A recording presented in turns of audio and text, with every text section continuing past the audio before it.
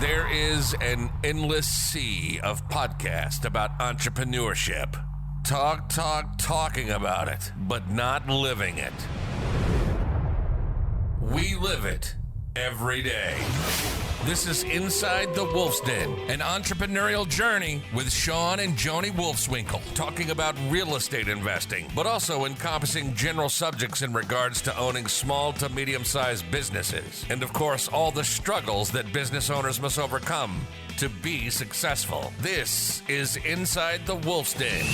And this is Sean and Joni Wolfswinkle. Welcome back to Inside the Wolf's Den with your host, Sean and Joni Wolfswinkle. Today we have a special guest, Mr. Jeremy Pound. Jeremy, thank you so much for being here with us today. It's exciting to be in the den. Thanks for the invite. Absolutely. So just a little bit about Jeremy. In the last decade, Jeremy has crafted online marketing strategies for countless organizations and professionals, ranging in size from the smallest of businesses to Fortune 100 companies. He writes and speaks regularly on how organizations can best take advantage of the web to grow their customer base. Fortunate enough to come of the age, the height of the dot-com boom, Jeremy was pioneering high-traffic internet websites for a Gannett newspaper at the age of 17. From there, his experience was shaped by several startups and eventual founding of his own internet software firm in 2001. Jeremy Pound has also built the sales playbook for some of the fastest growing property management companies in the nation. His deep background in sales process engineering has allowed him to design the kind of sales process that can allow a brand new salesperson to the autonomous within a week. So Jeremy, thanks again. And just why don't you give us a little bit about background about yourself? Yeah, I think that I just love all things sales. You know, I've been a small business owner for now 2 decades. That bio may be a little, needs to be updated, you know, at this point. Started my first business when I was 21. 20 years later, still running a small business. And I've just, really realized early on how critical it was to master the sales and marketing component, and how powerless small businesses are when they cannot learn how to create demand for their products and services, how to sell them at a premium, how to attract the right customers, how to gatekeep and screen out the misfit customers. And I wasn't great at that. It's not like I was a natural born salesperson. In fact, I resent that sometimes when people say, oh, you were born to do sales, it's so easy for you. No, I struggled with this like everybody in the beginning, and I realized how critical it was, and I refused not to be able to have that skill. And so I've just kind of, spent the last 2 decades being obsessed with that. I've built multiple service-based companies, professional service firms, from website development and software to now, sales training and consulting, hiring sales professionals for property management companies. And it just really come to the awareness that most of the sales training content and ideology out there was really perfected and designed for selling products, cars, wireless services, other things. And it's just an entirely different set of sub-skills to effectively sell services. And so I am fortunate enough to get to spend most of my days helping small business owners learn that, master that, and replace themselves as the only salesperson in their company. Cool. Very cool. But I had a quick question. So I was reading up on you, and I've seen it. You have one of your brands is Juicy Results. So I want to know where that name came from.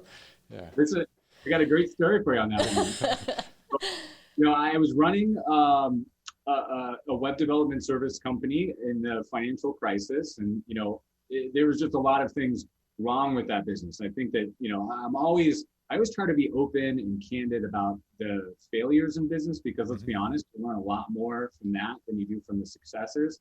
And early in my 20s, I built a business, grew close to $1 million in revenue, and everything just seemed like it was easy in business. And during the financial crisis, 2008, it was very clear to me that a lot of what I had built was a house of cards. It was not really going to go forward. And so, I kind of did some soul searching and decided I wanted to pivot the business model. And I kind of ended up winding that company down and starting a marketing agency.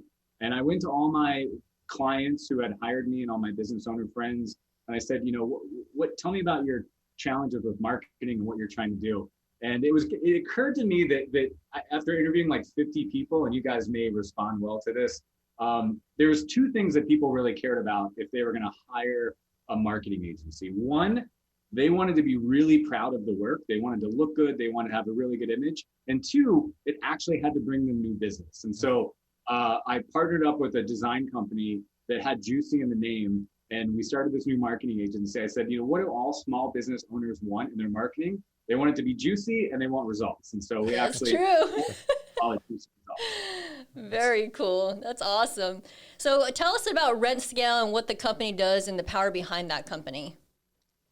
Yeah, I appreciate being able to talk about this with you guys because I know we've gotten to work together, and it's really exciting. We're about 2 years old here at RentScale, and after I kind of exited the marketing agency, I was helping small business owners systematize their sales process and truly, build out sales teams, write sales playbooks, and that just became my passion. I was speaking about that, helping a number of companies, and Jordan Buela, my business partner, who is also a co-founder of Lead Simple and has done a lot of amazing things in the residential property management industry, was introduced to me, heard my podcast, and he said, the residential property management industry needs this so bad. This industry is exploding. He's really visionary about this. He thought there's only going to be more demand for these companies. There's going to be consolidation. A lot of companies have been getting by, just kind of winging it and just being successful because they're the only people in town. And that's going to change. And these guys need to really level up on their sales. And hopefully, if these businesses grow, it can't be the business owner doing all of the sales forever. So he said, let's start a company. Let's do this just for property management. And I resisted. This went on for almost a year. I said, no problem. You can just send them to some, juicy results and we'll help them do that. He said, no, these guys, this industry is so tight. If you don't understand everything they do and we don't understand exactly the nuance and what makes them so different than other types of real estate companies, they're just not going to listen to this advice. And it's so critical. And so he hounded me. It was a great lesson in persistence, by the way. And so he sent me about a half a dozen clients, and the engagements went really well. And I said, okay, you're right. Let's do this. Let's build a whole team just to help residential property managers really dial in their sales process, build out a sales playbook so that they know how to articulate the vision. They stop positioning themselves as doers and gophers, and they bundle their services and they truly position themselves as value creators and asset managers and all the things you guys know exactly what you do and probably saying exactly what you're thinking and have told your clients a million times. But let's just be honest, the way that we package that, the confidence we say that with, and the words and the phrases we use matter. And so now we are 2 years, and I think we've built sales playbooks for about 170 residential property managers in North America, US and Canada. I think we've hired close to 60 full-time sales professionals, BDMs for property managers. And we have Scale Club, which is the largest community of sales professionals in North America. And if you're listening to this and you've been at a big organization, a big sales company, you know about the sales training, you know about the good sales management, you know about the camaraderie. I mean, heck, some of these guys even have the President's Club and they send the best people to Hawaii at the end of the year. Let's just be honest, as small business owners, we can't do that. And so Scale Club allows companies like us to kind of crowdsource that. And so they have other peers and they have professional sales training, they have support to be there at the peaks and the valleys of their sales day and truly create like a sales community for these people. And that's my favorite part about what we do. So I absolutely love that. Anytime I get to work with those guys, we are constantly being bombarded by wins and new hires. And it's just awesome. I mean, even though they're not my employees, I feel like I have this little sales family of like 50 amazing sales professionals. It's so cool to see them succeed. I mean, our BDMs have participated. Oh, absolutely. And we, I think, Jeremy, you and I, we met maybe 2 years ago at a PM Grow conference in Austin. That might have been the time that you were getting started with RentScale, and everybody's, hyping it like, hey, you need to talk to Jeremy, And so I ended up, I think I went to a boot camp and I think it was in Nashville. And I was just immediately I was sold. So I came back and hired you guys to help design our sales playbook. And that was a game changer for our business. And we had two different markets. So, getting both markets to, be aligned together was one thing. So yeah, I mean, it definitely was a game changer. And we did Scale Club as well, which our BDMs totally loved that. They loved being around other salespeople and kind of seeing what they're doing. So yeah, kudos to you. I have a ton of respect for you. So yeah, anybody else calls from Houston, you just don't answer it, but because it works. So it does. Just keep training our people. So I think we have an interview today for a new BDM, another position. So you might be hearing from us to get her on board, and she'll be awesome in your. Oh, you will be hearing from us. Yeah. So, but no, I mean it really was a game changer. I just want to say from my own standpoint, to pile on, is that watching you guys truly be entrepreneurs, which is what we need to do as business owners, myself included.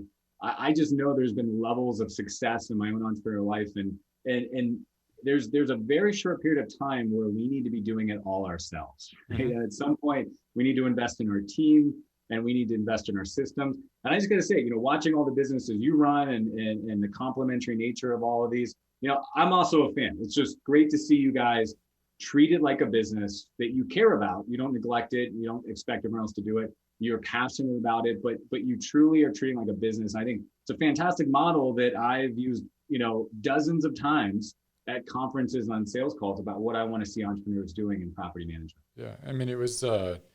Thank you for that, and thank you for the compliment. Yes, thank you. And it's hard because I think in the beginning, as when you're small and it's just you, or maybe just you and an admin. I mean, the sales are so important that I think sometimes the owners don't, I can't give that up to somebody. And be honest, there's probably people that can do a lot better job of it than you can to begin with. So, and it took us, we're not geniuses by any nature. It took us a long time to realize how valuable the sales and marketing aspect was. And once we really got that dialed in, it's when things really started to explode, and we started to, without us being involved, is another key proponent to that. And mm-hmm. So, I think, if anybody is in the property management space, are you doing it for any other industry or just property management? No, we're totally focused on residential property management right now. So, take a look at it if you're listening and you have a property management company and you're looking for that sales training. And you also help find BDMs, is that correct? Is that an aspect of it? Yeah. We've got a great process for attracting them, setting the expectations, comp model, training them, and then, kind of leading them over time. Cool. So getting back into sales. So I know we were totally blown away and impressed with your process, how you created the sales playbook, developed that and worked with our staff. And so tell me how you put that together. And then a second question that, say we have a listener that, is just wanting to enter into sales and, either some aspect of it or want to get more information on it. What would you recommend to them? So. Yeah, those are great questions. So I'll start with the first portion, which is kind of like, how did we get here and how have we done this?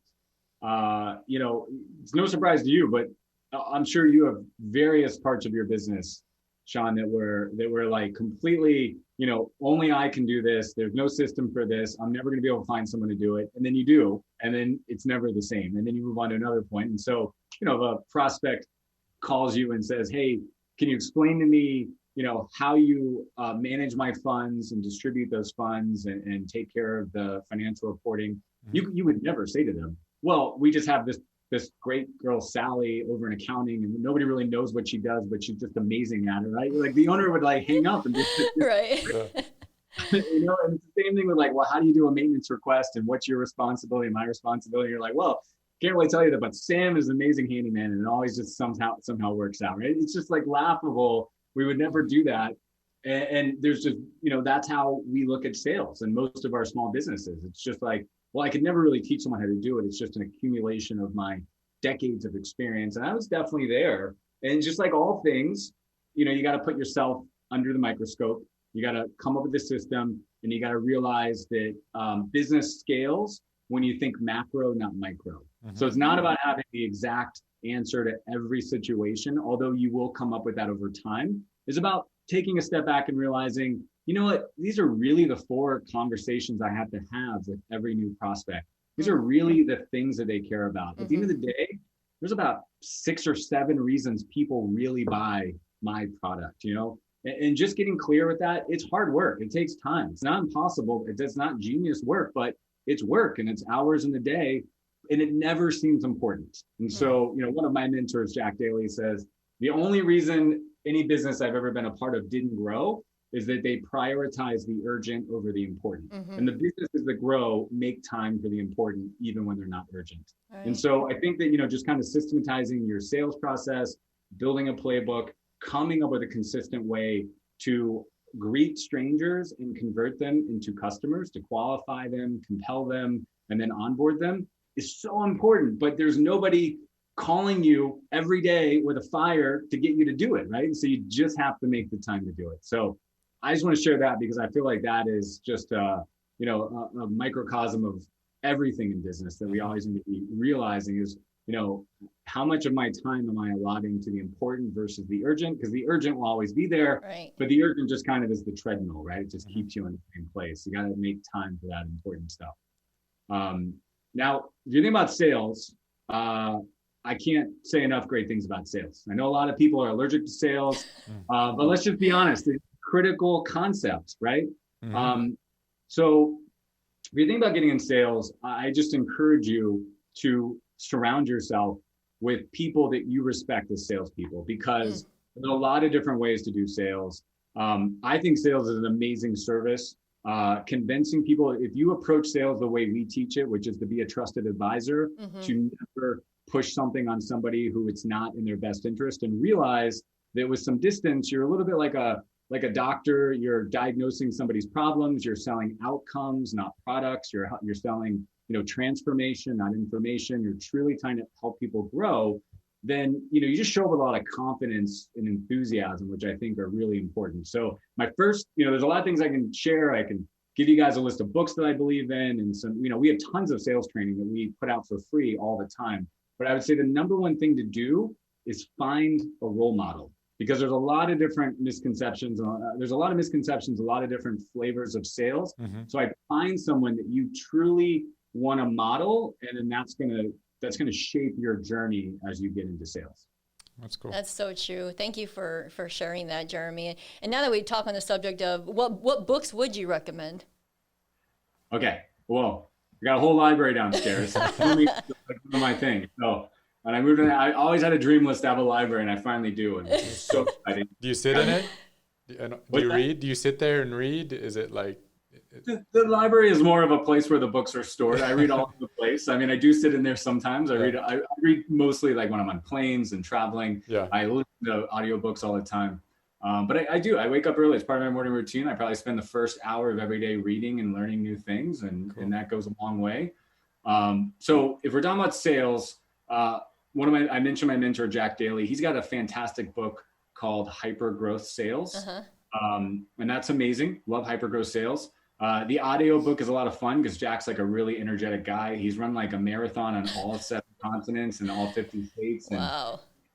He narrates the Audible book himself. So that's a really exciting one. The book that probably shaped my sales career the most was Ultimate Sales Machine by Chip Holmes. And so you remember coming to Nashville, Joni, we talked about the Dream 100, and we sent that video. We found 100 clients we wanted to do business with. And instead of waiting for them to find us, we went on the offensive, and we mailed them a dollar bill. And then we emailed them a video of us ironing the dollar bill, telling them how good we were taking care of this first dollar of the many we were going to make them. And it was this amazing, you know, campaign. We ran the numbers recently. And unfortunately, the author of Ultimate Sales Machine passed away, Chet Holmes, but his daughter's running the company, and she was on my podcast. We become good friends. And so she's reissuing the book, and she was interviewing us, and we ran the numbers, and out of thin air, a brand new company, within about 18 months, we had created $194,000 of revenue just from the Dream 100 campaign. Wow. I think this is so, if you're a small business and you're like, I don't have a marketing budget, I don't know what I need to do, just make a list of the 100 clients you want to go get, and then just go get them. And I know that sounds overly simplistic, but if you read that book, it'll actually talk about how to do that. And so Ultimate Sales Machine, Hyper Growth Sales, I'll share some more because I know I'll hang up this podcast, Sean. I'll be like, gee, there's like 19 more books I want to say. that I always go to. And then I'll shoot you guys a list that you can copy and paste. Yeah, for sure. For what's funny, Jeremy, is I actually have that $1 bill sitting in my office, still ironed out, nice and pretty. And I actually, from that, so we're looking for our next BDM. And so I did I sent that out to 100 real estate agents out there, the top agents out there. So just did that.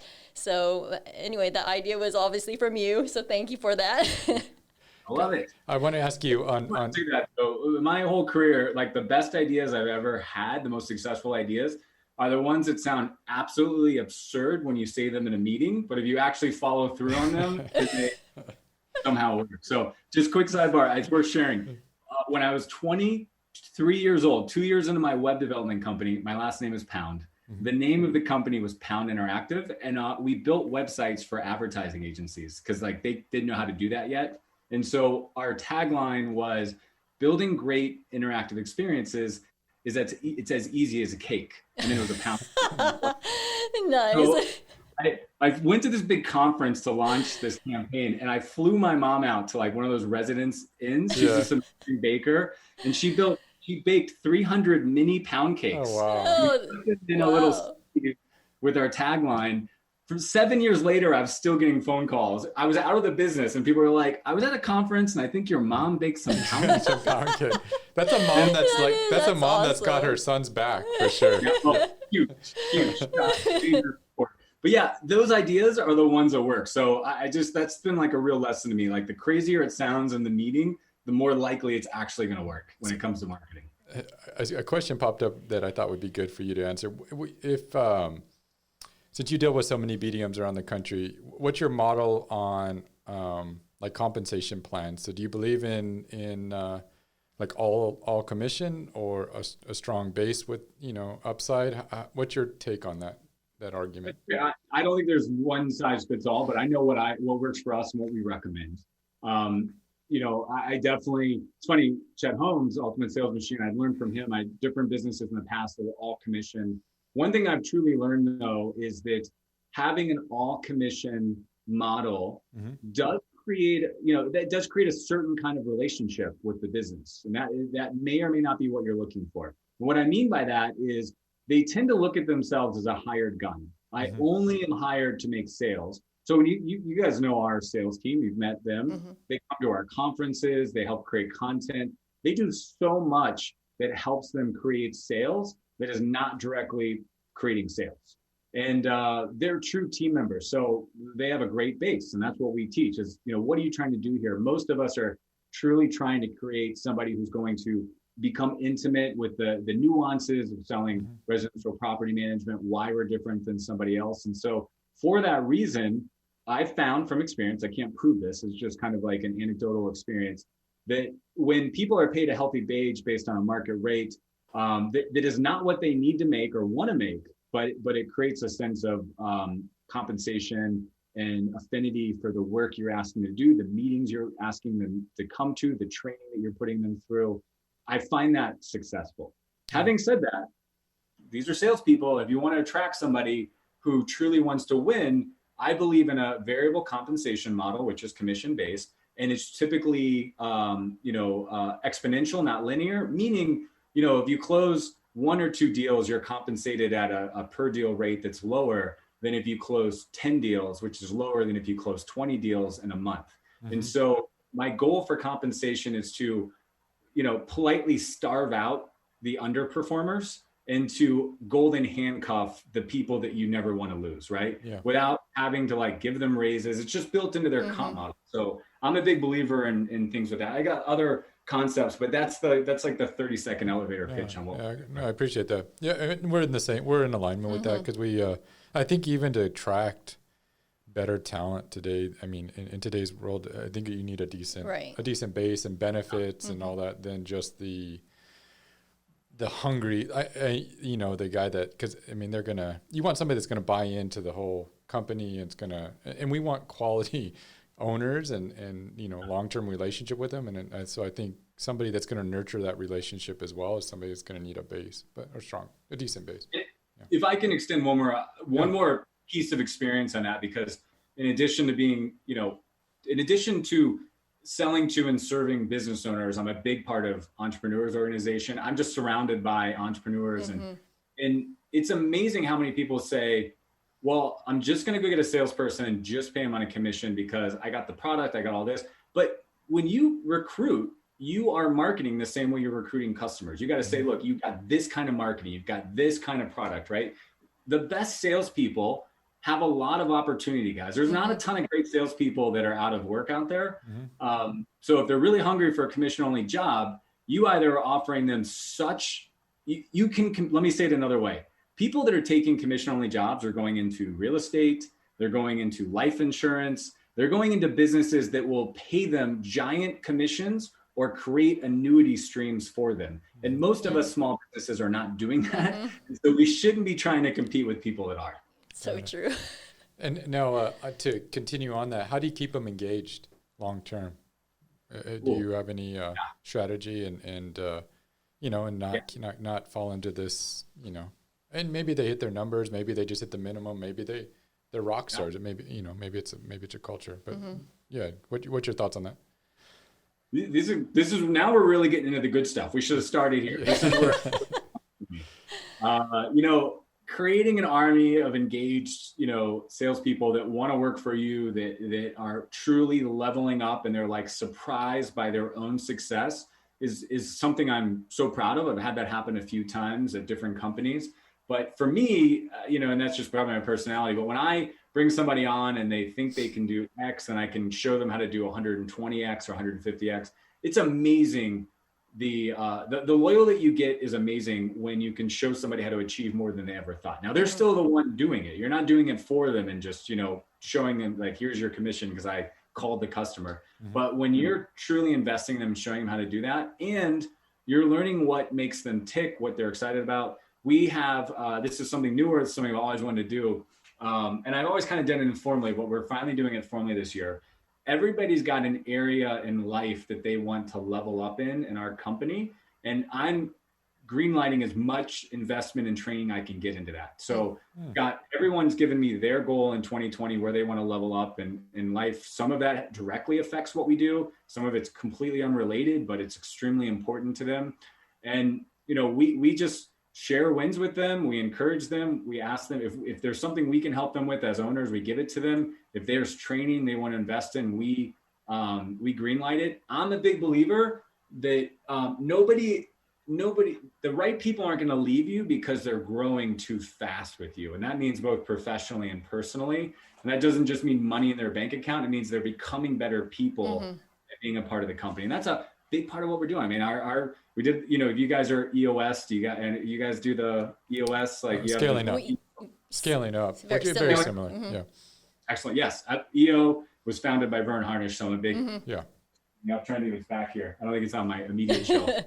Love gazelles and scaling up and Rockefeller habits, but EOS challenges you to have a purpose that you can articulate, that everything you do is driven by. And so we discovered late last year that our purpose was kind of like diluted, and we fixed it. And it was creating bigger futures through personal and professional development. And so for us, that means our clients, BDMs, that means our people. And so that's just served us really well. The better future we're creating on a daily basis for the people in our network and atmosphere, the more we've been winning ever since we've made that realization. Yeah. I mean, you got awesome people in your team. You know, everybody that we've worked with, I think, have been phenomenal, and I think they're talented and they're good at what they do. And so, did you? For us personally, sometimes the relationships that we've like developed, or we met somebody somewhere, and like, man, that guy's sharp, like, and we, you know, hold on to their card, or, you know, Joni's been really good lately at just recruiting, you know, and just, hey, can we, you know, would you ever be thinking about making a change? And do you share that same philosophy? Have you recruited some of your people? So, you know, I 100% share that philosophy. Not stealing, but, you know, yeah. Totally. No, we did. Our latest hire was a recruit. In fact, Joni, she was and she was a rock star. I could. She's the one that went on stage, right? Absolutely. Yeah. I recognized her. I'm like, man, if I could have her, I would be. Actually, thank you for reminding me. Our last two hires were at Nashville. sales mastery. Our So people cannot go to that event. Just FYI. Yeah. So, yeah, right. Joni's next on our list. Yeah. Sorry, Yeah. Sean. Next, I'm going to go to that event to recruit. Just kidding.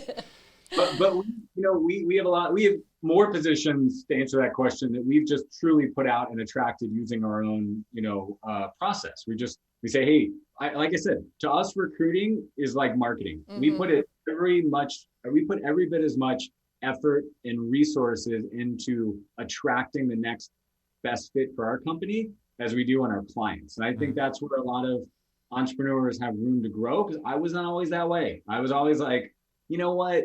This role might cost $80,000 a year, but I bet somebody young would take it for 60, and then I can like train them and I get to keep all that money. No, you bring in that $80,000 person and they will make you 10 times Yes, the person absolutely. who's not qualified for that role.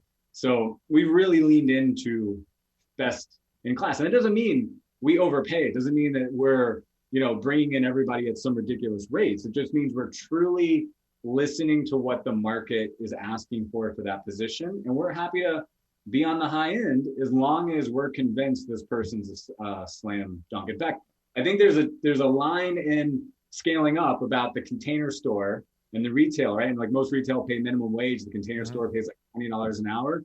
But they found one really great employee was 3.5 times as productive as the average employee. And so they're still making out at the end of the day. That's awesome. Yeah. That's awesome. Yeah. So just a couple more questions that we have. We're going to get into the work-life balance, because we know that you do that really well. So what advice would you give somebody on how to manage that part of your life? Every time I see you on Facebook, you're like driving somewhere. You take a month and go somewhere in the mountains, and you're all over the place. And So you just got engaged as well. Congratulations. Yeah, I didn't Thank know you. that. Yeah. Yes. I am a very fortunate man in a lot of ways. So, 20 years of grinding it out, guys, teaches you a lot of what you like and don't like. And one of the things I've learned is like, you can have anything you want as long as you're willing to pay the price for it. And it all starts with getting clear on what that is. So, it's being honest with yourself. It's really sitting down and saying, what do I want? What kind of life do I want? And when Jordan found me and we started RentScale, I had already transitioned my other business into a completely location independent company. For me, I live in South Florida, which is an amazing place to live. But I got to be honest, a lot of my entrepreneur friends agree, we don't have the best, most, voluminous talent pool for the kind of work we do. And so we're not next to a huge university. There's just not a ton of people that are, 10 out of 10s that we're looking for. And so we decided we're going to location in the company. You live anywhere you want in the world, as long as you're playing by our rules, you're online. And I wanted that for myself. So that's just one example. I've always wanted to spend half the year in the mountains, half of the year down here in South Florida. And you know what? I've been saying that for 9 years, but I finally started making efforts towards doing that. And if you have the right people and you invest in the systems, it's amazing how much your team wants you to be able to do those things. And so it's a collective effort. But at the end of the day, I guess I'd just say is it starts with being clear on what you want and then defending that and finding ways to still be successful while having those things. So do you ever feel guilty? Like if you're like a month off or something and they're all, do you ever get that, or do you feel like, So, it's interesting, my version of a month off would be like me working on a product for a month.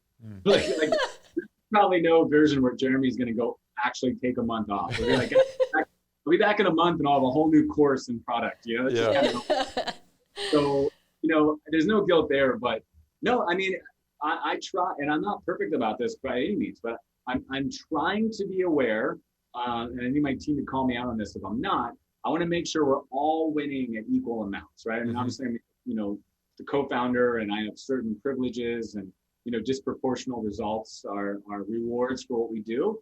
But, everybody's got their own goals, and that's why it's so important to me to invest in theirs. Like if we're all winning, everybody's going to want everyone else to win more. So that's kind and of, it sounds like you did that too with them defining their goals and sure. wanting what they want to accomplish, and you doing everything to help them achieve that. So I think that you probably do. They probably appreciate that and willing to give you as much as you're giving them. But, yeah.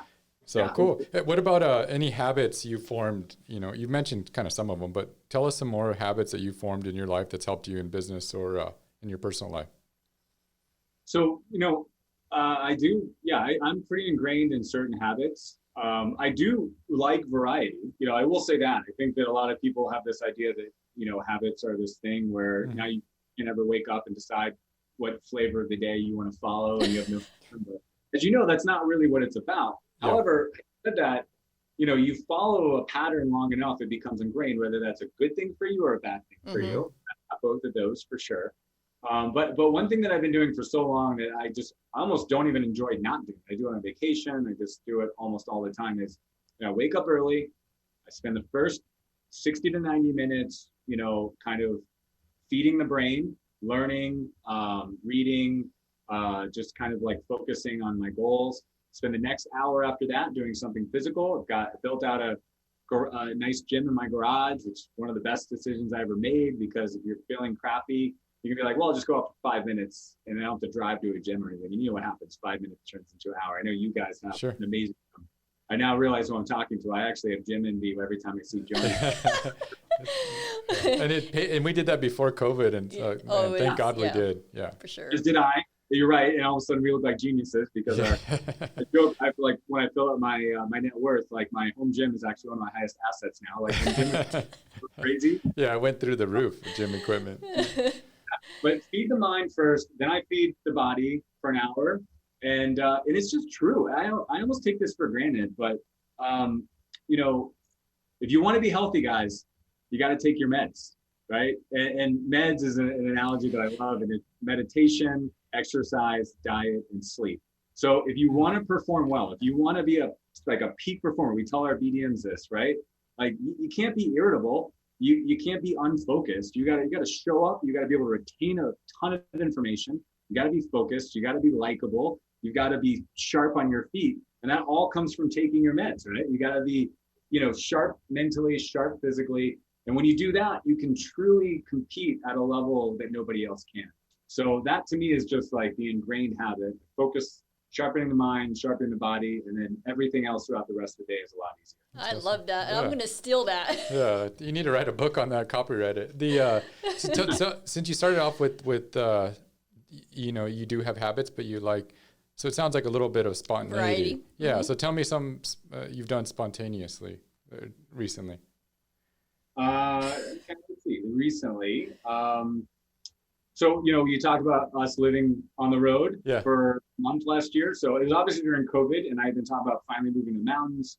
And, we were very fortunate that my fiance, her family has this beautiful mountain house in New Hampshire, just waiting there for us to use it, right? But it's like as an entrepreneur, sounds so great, but you got to take the time, you got to block it out, right? And so we just said, hey, let's just do it. Let's just go spend 6 weeks on the road. And we drove up, we packed up the dogs, we packed up the Peloton, as you know, because Joni and I ride every Fiance that's with her Peloton. And we just packed up the Range Rover and we just drove up to New Hampshire, and it was amazing. And the business ran. I was as productive as ever. And we've now committed to doing that every year. So we're going to do that again this year. And it's just, it's just one of those things that you always say you're going to do. And we finally pulled the trigger on it. And it was one of the best experiences of our lives. That's awesome. It's pretty amazing. Yeah, we had the same philosophy. We said, well, we're going to buy a business in New Mexico so we can go travel more there. I'm like, we don't ever go there to visit. It's just work it out. Yeah. Well, that's cool. Right. Well, I mean, we appreciate you being on. I think you provided a ton of value. So if we can ever return it, please, don't hesitate to ask. And And how can our listeners get involved with you? Well, do check out RentScale. We've got a YouTube channel, Facebook, obviously our website. We're committed to really upping our game on video content like you guys. You guys are an inspiration to us. So I do believe our RentScale YouTube channel is going to, really go to the next level. Want to do a lot of teaching. We constantly have webinars that are free, and it is so important to me that whether you ever do business with us or not, you actually learn something. So these are not like sales webinars where you show up and I sell you for half an hour. We're trying to give away some of our best content so that people can understand what's out there. So following us on social media at RentScale is a great way to learn that. And then I think I'm on every channel as just Jeremy Pound. But I probably don't do enough posting. We're probably better at following RentScale. All right. Cool. So check Jeremy out on RentScale.com. If you're looking to hire a BDM, or if you're looking to design your sales playbook, it's RentScale.com. So thank you, Jeremy, so much for joining us today. So good to be here, guys. I really enjoyed the show, and I'm pretty excited to be a part of it. Thank you. Sounds good. All right. Well, stay tuned for next week's episode, and please share this and like it, and we'll see you all next week. You've been listening to Inside the Wolf's Den, an entrepreneurial journey with Sean and Joni Wolfswinkle. Tons of entrepreneurial podcasts are out there. Talking. But Joni and Sean are living it every single day. Their portfolio now includes many franchises and medium-sized businesses. We talk about the trials and motivators of successfully running a business. Join us again soon for another podcast. But until then, reach out on the website at InsideTheWolf'sDen.com, on Facebook at Inside the Wolf's Den, on Instagram at Inside the Wolf Den. We'll see you again soon. This is Inside the Wolf's Den. We'll see you next time.